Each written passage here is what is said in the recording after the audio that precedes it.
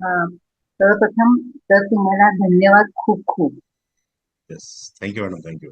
कारण माझ्यात खूप म्हणजे तुम्ही सुरुवाती आता इतकी छान झाली म्हणजे आतापर्यंत खरं मला सांगता येत नाही.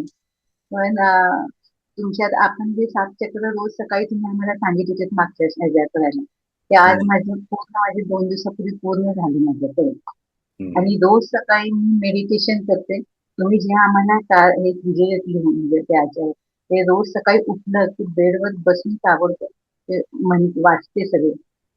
त्याचा खूप मला फरक पडतो. ग्रेट. आणि ते आलेल्यापासून हे मी सुरू केलेलं आहे घालणं चक्र, येस. म्हणजे आपले ब्रेसलेट.